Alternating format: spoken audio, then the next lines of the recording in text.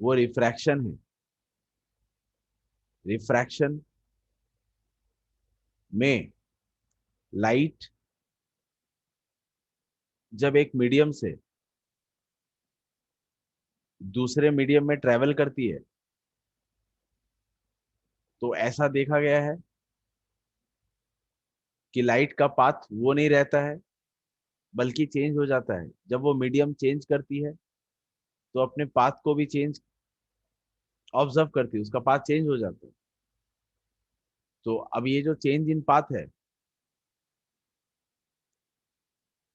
ये किस वजह से होता है, तो इसका जो कॉज है वो हमने ये बोला कि स्पीड लाइट की चेंज हो जाती है मीडियम चेंज होने पर। Speed of light changes on change in medium. अच्छा, अब मान लीजिए एक मीडियम है 1 और एक मीडियम है 2। सो लाइट जब मीडियम 1 से आ रही है तो एक स्पीड से आएगी C1, और क्योंकि मीडियम चेंज हो रहा है तो लाइट का पाथ चेंज हो जाएगा। वो जाना चाहिए था ऐसे पाथ में, और वो या तो, अच्छा मैं इधर ये मान लेता हूँ कि वो टुवर्ड्स द नॉर्मल बेंड हो गई, टुवर्ड्स द नॉर्मल बेंड हो गई। तो लाइट का स्पीड मीडियम 1 में C1, मीडियम 2 में मान लेता हूँ C2। और ये जो लाइट का स्पीड चेंज हुआ है, एक ही लाइट का दो अलग अलग स्पीड दो अलग अलग मीडियम में मिल रहा है, इसका रेशियो ले लिया था हमने और कुछ नहीं किया था, C1/C2। और इसको दिखाया कैसे था, 1 μ 2। मतलब लाइट जब मीडियम 1 से मीडियम 2 में जा रही है तो जो उसके स्पीड का रेशियो है ये कांस्टेंट क्वांटिटी होगा, और इस कांस्टेंट क्वांटिटी को हमने रिफ्रैक्टिव इंडेक्स नाम दे दिया था। फिर एक क्वेश्चन ये आया था कि किसी एक पर्टिकुलर मीडियम में लाइट का स्पीड मानो पता है, अब एक दूसरा मीडियम उसके अंदर लाइट की स्पीड क्या है, तो मैं तो अंदर घुस नहीं सकता। मैं मीडियम के अंदर बैठकर कोई एक्सपेरिमेंटल सेटअप करके लाइट की स्पीड जो उस मीडियम में है वो मैं कैसे पता करूंगा। तो उसके लिए एक स्नेल्स लॉ यूज करते हैं हम।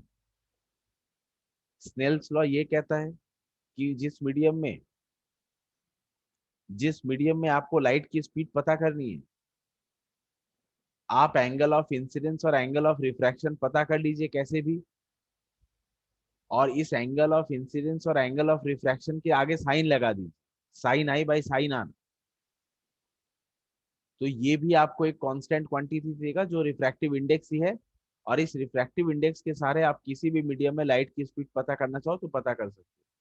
सो बेसिकली म्यू पता करेंगे स्नेल्स लॉ से, ये काफी इजी रहेगा। और म्यू दोनों वेलोसिटी या स्पीड का रेशियो है। तो अगर मुझे म्यू पता है और किसी मीडियम में स्पीड पता है तो दूसरे मीडियम में स्पीड हम इजीली पता कर लेंगे। सो सारा थैंक्स स्नेल्स को जाता है कि उसने ये बुद्धि लगाई। उसके बाद ये जो रिफ्रैक्टिव इंडेक्स है ये दो तरह के होते हैं, एक होता है एब्सोल्यूट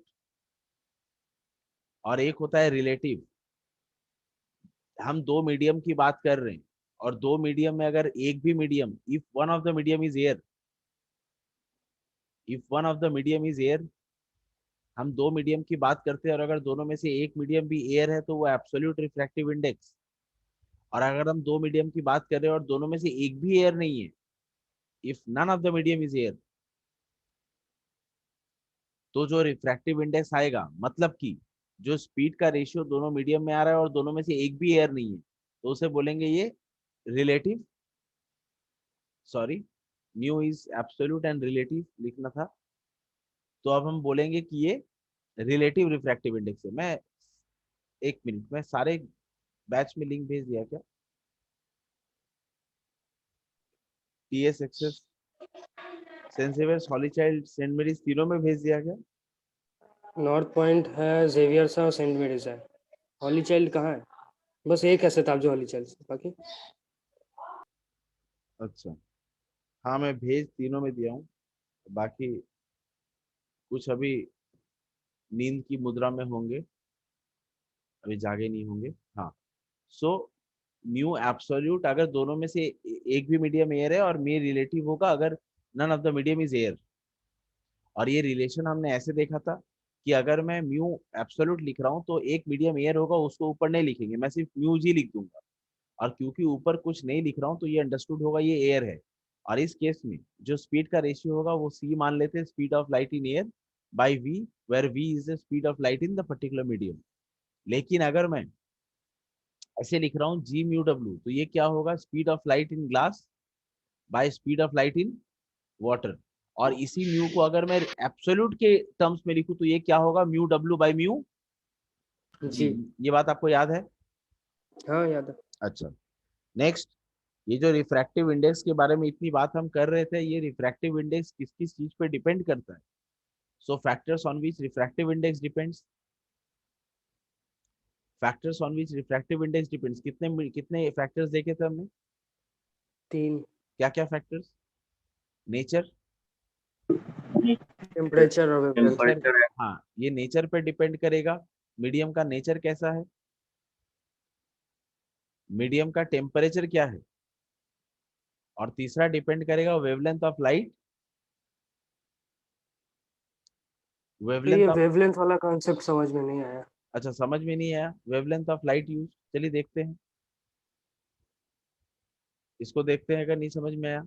अब नेक्स्ट बात, रिफ्रैक्टिव इंडेक्स की वजह से जो लाइट को हम पढ़ रहे हैं उस लाइट का, रिफ्रैक्टिव इंडेक्स की वजह से जो लाइट को हम पढ़ रहे हैं उस लाइट का तीन फैक्टर्स, क्या क्या, एक स्पीड, एक वेवलेंथ, और तीसरा फ्रीक्वेंसी। फ्रीक्वेंसी। इस म्यू के वजह से लाइट के फ्रीक्वेंसी में कभी भी कोई चेंज नहीं आएगा, क्योंकि ये सोर्स पर डिपेंड करता है, ये सोर्स डिपेंडेंट है, मीडियम डिपेंडेंट नहीं है, ये सोर्स डिपेंडेंट रहेगा, मीडियम डिपेंडेंट नहीं है।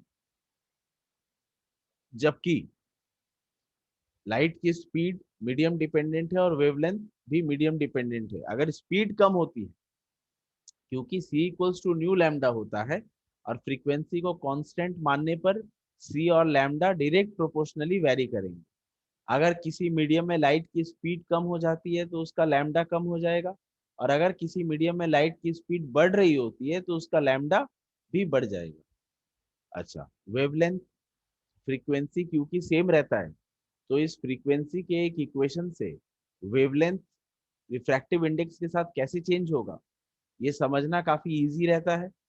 आप ऐसा मान लीजिए कि ये एक मीडियम 1 है और ये एक मीडियम 2 है, तो यहाँ पर जो लाइट आ रही है उसका वेवलेंथ लैम्डा है, और उस लाइट की जो स्पीड इस मीडियम में है वो मान लीजिए v1 है, कोई दिक्कत, और उसका फ्रीक्वेंसी c1 मान लेते हैं इसको, इसकी स्पीड c1 है, और यहाँ जो फ्रीक्वेंसी है वो न्यू है, तो ये न्यू क्या होगा, c1 बाय लैम्डा ना। C1 bye lambda. अच्छा, दूसरा, अच्छा एक काम करते हैं, इसको एयर मान लेते हैं तो ये c रहेगा, इसको एयर मान लेते हैं, ये मीडियम 1 एयर है और मीडियम 2 मान लो ग्लास है। तो अब जो लाइट इस मीडियम से ट्रेवल करेगी जो कि यहाँ पर ग्लास है, तो ये बेंड टुवर्ड्स द नॉर्मल होगा कि away from normal? Towards. Towards the normal, very good. towards the north. अब ये टुवर्ड्स द नॉर्मल होने पर ये जो लाइट की फ्रीक्वेंसी यहाँ पर न्यू था, यहाँ पर भी न्यू रहेगा,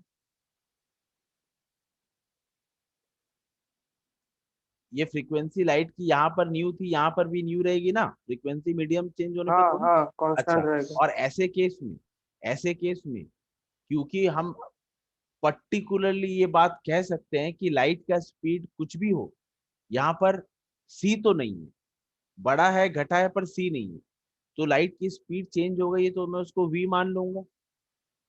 क्लियर है? और क्योंकि स्पीड चेंज हुआ है, क्योंकि लाइट का स्पीड चेंज हुआ है तो उसका वेवलेंथ भी चेंज हो गया, मैं मान लेता हूं ये वेवलेंथ कुछ चेंज होके लैम्डा डैश हो गया। ये समझे? ये समझे क्या? जी सर। हाँ सर। अच्छा, अब बताइए, फ्रीक्वेंसी का इक्वेशन में क्या लिखूंगा, सी बाय लैम्डा, और यहाँ भी फ्रीक्वेंसी का इक्वेशन क्या लिखूंगा, वी बाय लैम्डा डैश। हाँ। अच्छा, अब क्योंकि दोनों मीडियम में फ्रीक्वेंसी सेम रहती है तो ये दोनों इक्वेशन इक्वेट कर सकते हैं हम। So equating this equation c by lambda is equals to v by lambda dash. तो अगर लैम्डा डैश लैम्डा में कैसे चेंज आ रहा है रिफ्रैक्टिव इंडेक्स की वजह से मुझे किसी स्टूडेंट को ये समझाना है, तो मैं क्या करूंगा, lambda dash equals to v by c into lambda, यही करूंगा। हाँ अच्छा, और एक बात, यस और एक नेसेसरी चेंज हम ये कर सकते हैं, मैं लैम्डा डैश को ऐसे लिख सकता हूँ, lambda by c by v लिख सकता हूँ। हाँ सर। लिख सकता हूँ क्या? हाँ सर। और ये जो सी बाई वी है, कृपया चुप मत रहिए, बताइए ये सी बाई वी क्या है? Velocity of light is refractive index. Absolute refractive refractive index, index. Medium का refractive index, refractive index of glass with respect to air. बोल हाँ कि ना? हाँ तो अब यहाँ तो मैंने ग्लास और एयर लिया है, यहाँ मैंने ग्लास और एयर लिया है। अब मान लीजिए आप ग्लास से भी ज्यादा कोई डेंसर मीडियम लेते तो उसकी रिफ्रैक्टिव इंडेक्स ज्यादा होगी। तो जैसे जैसे रिफ्रैक्टिव इंडेक्स बढ़ेगा, जैसे जैसे रिफ्रैक्टिव इंडेक्स बढ़ेगा, लैम्डा चेंज हो रहा है। हाँ तो मैं उल्टी बात भी बोल सकता हूँ कि लैम्डा के चेंज होने पर मीडियम का रिफ्रैक्टिव इंडेक्स चेंज हो रहा है। मतलब अगर रिफ्रैक्टिव इंडेक्स लैम्डा को चेंज कर सकता है, अगर रिफ्रैक्टिव इंडेक्स लैम्डा को इफेक्ट कर सकता है, तो मैं तो उल्टी बात भी बोलूंगा ना कि लैम्डा चेंज हो रहा है तो रिफ्रैक्टिव इंडेक्स के वैल्यूज अलग अलग है, वाइसी वर्सा। हाँ हाँ, हाँ हाँ। तो पैसेंजर क्या नहीं समझी,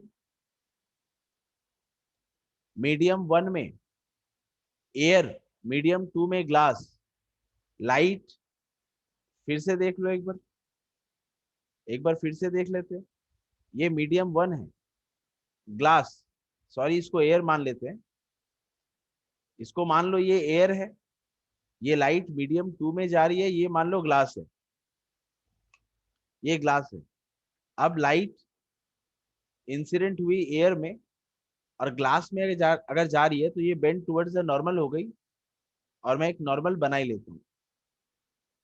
अच्छा, लाइट, ये जो वेवलेंथ है यहाँ पर, मान लो ये वेवलेंथ लैम्डा है, और यहाँ जो लाइट की स्पीड है वो मान लो सी है, क्योंकि एयर की बात कर रहा हूँ। तो यहाँ जो लाइट की फ्रीक्वेंसी होगा न्यू, क्योंकि सी इक्वल्स टू न्यू लैम्डा होता है, तो न्यू क्या हो जाएगा, सी बाय लैम्डा। तो यहाँ मैं एक इक्वेशन लिख सकता हूँ, nu equals to c by lambda.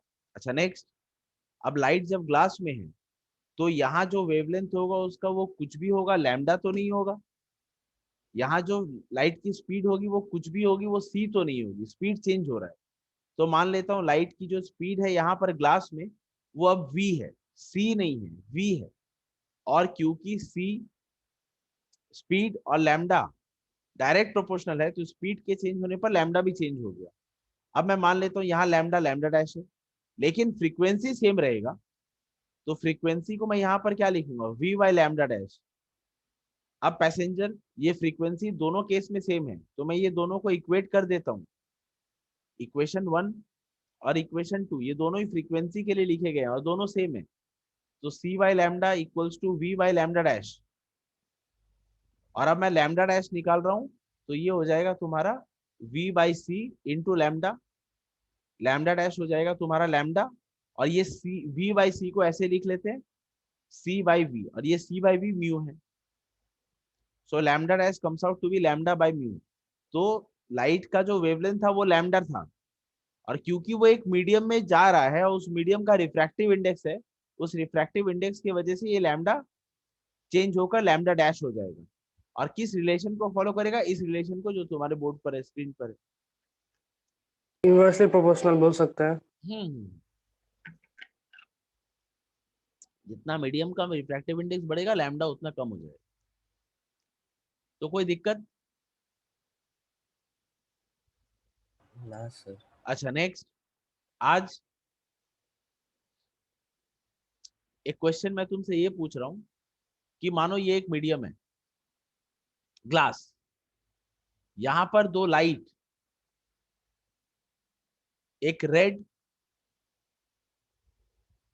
एक रेड लाइट और एक वायलेट लाइट, एक रेड लाइट और एक वायलेट लाइट ये पैरेलली इंसिडेंट हो रही है, ये पैरेलली इंसिडेंट हो रही है। अब क्वेश्चन तुमसे ये पूछा है कि एयर में ये दोनों पैरेलल आ रही थी, ग्लास में जब जाएंगी तो क्या वो बेंड होंगी, पैरेलल रहेंगी, अनपैरेलल रहेंगी, क्या होगा? इसका স্যার অবজারভেশন বেন্ড হবে। বেন্ড হবে। এবার বেন্ড হয়ে হ্যাঁ কি প্যারালাল থাকবে না থাকবে না, এই প্রশ্নটা তুমি কিভাবে আনসার করবে একটু বলো দেখি।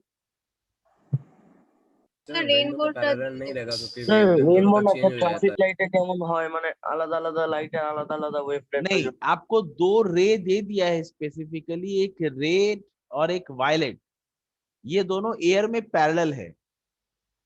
ग्लास में इनका क्या बिहेवियर होगा वो आपको बताना। सुनो कोई आइडिया नहीं है। स्टूडेंट, রেডটা বেশি ডেভিয়েট করবে। देख, सर हाँ बोलो। सर बेंड होने के बाद दोनों पैरेलल नहीं रहेगा क्योंकि दोनों का वेवलेंथ अलग है। ये लड़का मतलब सुबह सुबह इतना अच्छा आंसर दे सकते हो तुम, अनबिलीवेबल, वेरी गुड। चलिए सुनिए, एक बात एज अ मंत्र याद रखना, red red, blue, yellow, orange, violet, whatsoever is the color, they all move with the same speed, they all move with the same speed, they all move with the same speed, they all move with the same speed in air. And अगर red, blue, yellow, violet ये सारे colour same speed से चल रहे हैं, तो ये सारे कलर एक दूसरे के साथ ओवरलैप होकर जो हमें नजर आते हैं, वो कौन सा कलर नजर आता है हमें? वाइट। वाइट।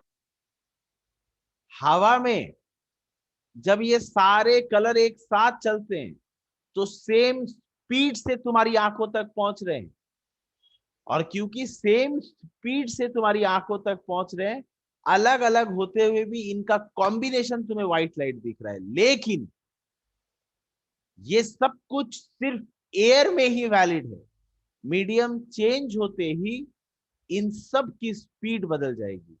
एयर को छोड़कर बाकी किसी मीडियम में अगर ये लाइट, व्हाइट लाइट एंटर करती है तो ये सब की स्पीड अलग अलग हो जाएगी। बात समझ गए? হ্যাঁ স্যার। अब आप मुझे एक बात बताइए, एकदम शुरू से एनालाइज करिए, वेवलेंथ, इसके ऊपर रिफ्रैक्टिव इंडेक्स डिपेंड करता है कि नहीं? हाँ सर। हाँ सर।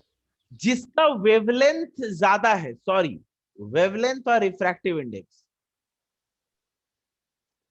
वेवलेंथ और रिफ्रैक्टिव इंडेक्स ये डिपेंड करता है एक दूसरे पर। अभी अभी बताया। हाँ जी सर। मैं ये अप्रोच रख रहा हूं तुम्हारे सामने कि जैसे जैसे वेवलेंथ चेंज होगा लाइट का, उस मीडियम का, उस लाइट के लिए रिफ्रैक्टिव इंडेक्स का वैल्यू अलग आएगा। और रेड का वेवलेंथ मैक्सिमम है, बोल हाँ। हाँ तो रेड का रिफ्रैक्टिव इंडेक्स कम होगा सबसे। कम होगा, रेड का कम होगा। Yes, red refractive index list होगा। और मेरे बच्चों, अगर रेड के लिए रिफ्रैक्टिव इंडेक्स लिस्ट होगा, रिफ्रैक्टिव इंडेक्स लाइट को क्या करता है? बेंड। बेन हाँ, बेंड करेगा। और कम करेगा कि ज्यादा करेगा? बहुत कम। बहुत कम बहुत करेगा। कम। अच्छा, अब वायलेट पे आ जाते हैं, वायलेट पे आ जाते हैं। इसको मैं ब्लैक कलर से लिखता हूं, रेड वेवलेंथ। पैसेंजर, रेड का वेवलेंथ ज्यादा है, मुझे किसी ने नहीं बोला, ये ज्यादा कम क्यों है ये मैं थोड़ा सा बता रहा हूँ। ये मुझे ये बात ध्यान में नहीं थी कि ये चीज तुम लोग को डिस्कस कर लेना चाहिए। मुझे 1 মিনিট मुझे वक्त दो। तो স্যার স্পেকট্রামে অর্ডারে হ্যাঁ হ্যাঁ আমি বুঝে দাঁড়া দাঁড়া ওই স্পেকট্রাম ওয়ার্ডটা ইউজ করিস না, ওটা একটা চ্যাপ্টার, জিনিসগুলো সহজ থাকতে দাও। ये बात समझ आ गई तुम लोगों को? হ্যাঁ স্যার अच्छा सर वो वायलेट, वर्ड अपने आप में हाँ बोलो। कुछ नहीं। ये जो वायलेट है, वापस repeat, passenger wavelength refractive index का ये रिलेशन अभी अभी पढ़ाया था क्या?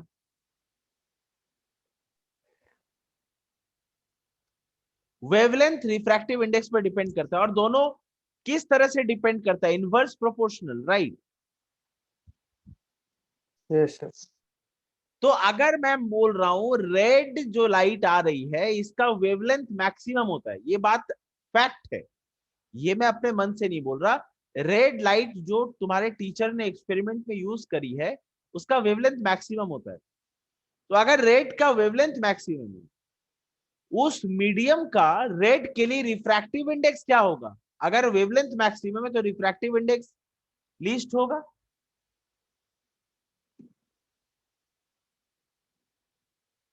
ये बात समझी?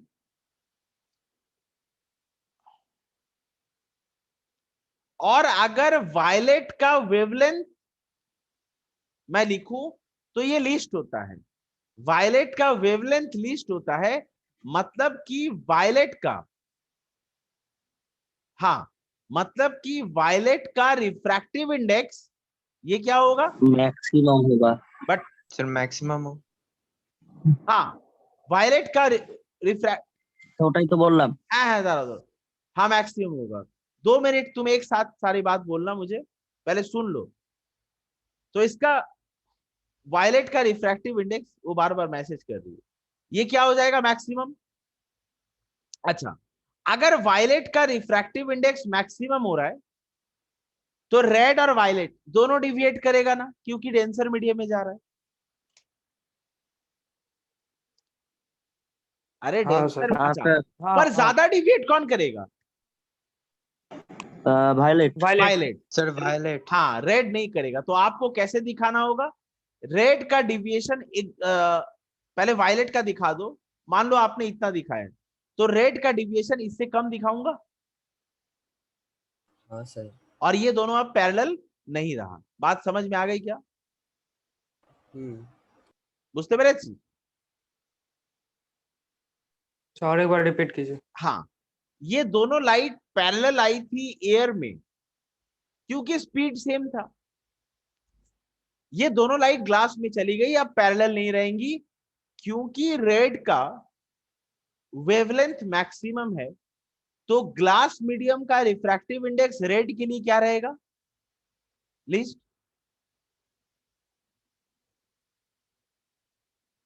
ये बात समझ में आ रही है? हाँ सर।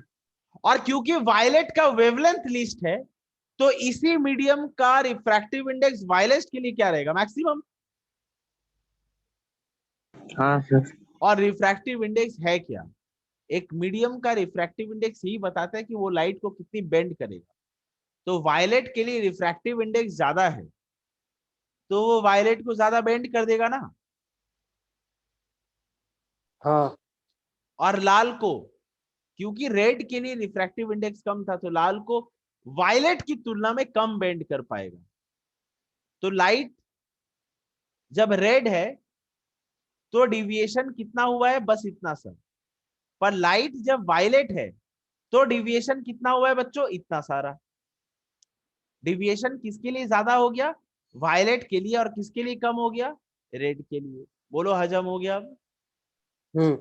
Very good. यस ये एक क्वेश्चन, ये एक क्वेश्चन तुमसे पूछा अगर गया, red violet, red yellow, red green, इस तरह से तुमको एक पेयर देके पूछ रहा है, तुम्हें सिर्फ ये पता अगर होता है कि उनका वेवलेंथ किस तरह से अरेंज है तो तुम आंसर कर दोगे? हाँ सर। अच्छा, with your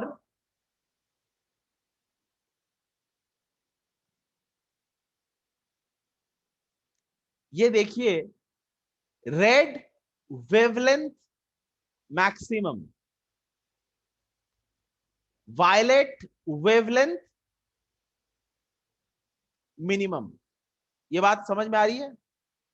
हम्म। हाँ सर। अच्छा, और रेड क्योंकि वेवलेंथ मैक्सिमम है तो इसका फ्रीक्वेंसी मिनिमम होगा, और यहां फ्रीक्वेंसी मैक्सिमम होगा। ऐसा क्यों? आप मुझे ये बताइए कि एयर में इसका जो वैल्यू कांस्टेंट रहेगा वो स्पीड ना, हाँ सर। और स्पीड अगर कांस्टेंट है तो मैं क्या लिख सकता हूं? c equals to nu lambda लिख सकता हूं। हाँ सर। और मेरे बच्चों, c को कांस्टेंट रखने के लिए अगर मैं लैम्डा बढ़ा रहा हूं तो फ्रीक्वेंसी नेचुरली कम होनी होगी, तभी तो कांस्टेंट रहेगा। और अगर मैं लैम्डा को कम कर रहा हूं तो फ्रीक्वेंसी नेचुरली बढ़ जाएगी, तभी c कांस्टेंट रहेगा। सो आप ऐसा मान लो, वायलेट से रेड जाने पर वेवलेंथ बढ़ता है और फ्रीक्वेंसी कम होती है। इतना सा तुमको ध्यान में रखना है। अब वो कोई भी पेयर ऑफ कलर दे, तुम आंसर कर पाओगे। बस तुमको जिस ऑर्डर में सोचना है वो ऑर्डर ये रहा। जिसका वेवलेंथ ज्यादा, मीडियम, उसके लिए रिफ्रैक्टिव इंडेक्स कम दिखाएगा, और जिसका वेवलेंथ कम है, मीडियम, उसके लिए रिफ्रैक्टिव इंडेक्स ज्यादा दिखा देगा। कोई क्वेश्चन नहीं रहना चाहिए मन में, वरना आंसर नहीं कर पाओगे।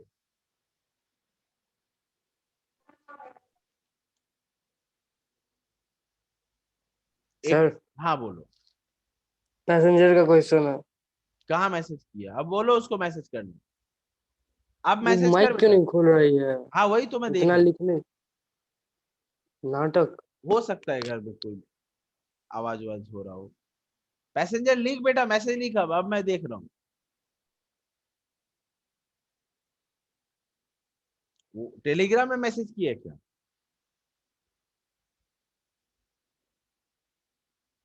अच्छा, आ गया मैसेज। सर आज माइक काम नहीं कर रहा है तो करना पड़ रहा है। Good morning passenger. देख रहे हो? पैसेंजर को देख रहे हो? मैं गुड मॉर्निंग बोल रहा हूँ फिर भी नहीं बोल रही है। देखो। अच्छा, रिपीट कीजिए। हाँ, कौन सा रिपीट करूं? स्क्रीन में थोड़ा डायग्राम करके बता। कौन सा पार्ट रिपीट करूं? इतना कुछ बोल रहा था।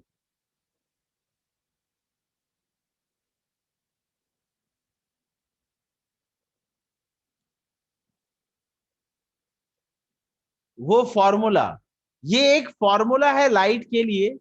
साउंड चैप्टर पढ़ाते वक्त जब मैंने वेव को समझाया था, मैंने ये बोला था कि संसार की सारी वेव एक इक्वेशन को फॉलो करती है, c equals to nu lambda. भूलने की आदत इतनी ज्यादा है तुम लोगों की, एक साल भी नहीं हुआ इक्वेशन भूल गए। c equals to nu lambda एक फॉर्मूला तब पढ़ाया था।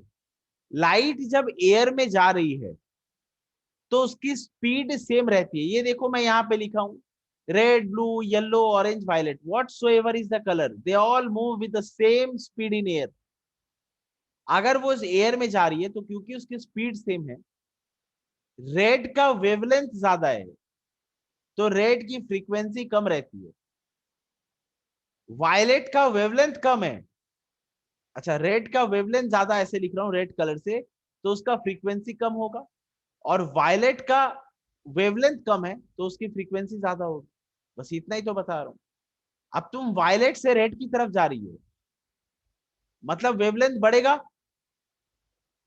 क्योंकि तुम कम वेवलेंथ से ज्यादा वेवलेंथ की तरफ जा रही हो, वायलेट से रेड, तो वेवलेंथ बढ़ेगा।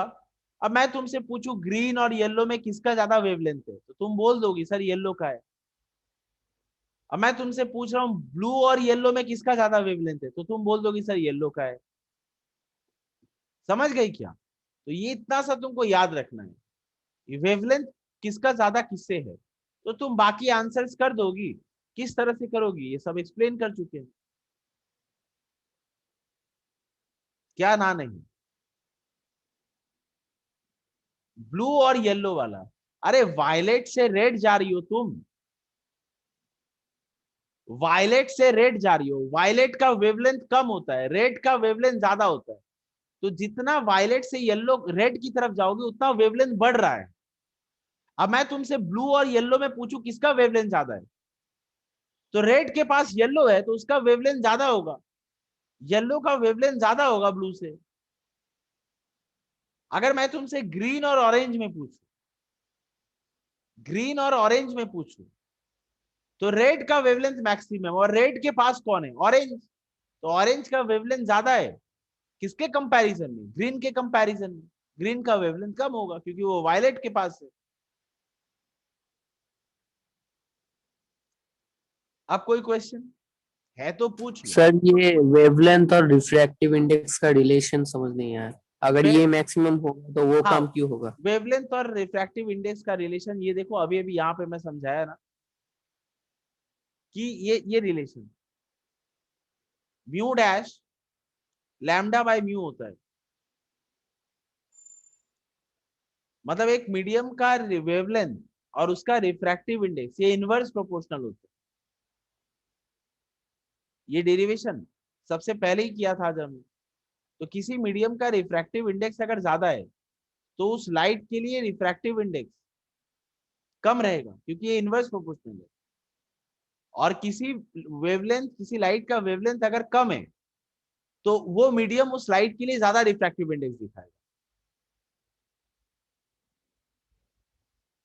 और कोई सवाल? सर ये एक और बार बोलिए। तुम अभी ज्वाइन किए हो? नहीं सर, पहले से। ये वाला डेरिवेशन समझाया तो अब थे क्या? हाँ सर।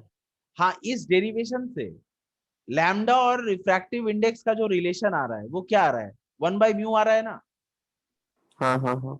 हाँ, तो बस यहां से मैं एक ऑब्वियस कंक्लूजन ड्रॉ कर रहा हूं कि wavelength refractive index inverse proportionally very कर रहे हैं। तो रेड का वेवलेंथ ज्यादा है तो उस मीडियम का रेड के लिए रिफ्रैक्टिव इंडेक्स क्या रहेगा, कम रहेगा। नहीं समझे? हाँ सर समझ गए।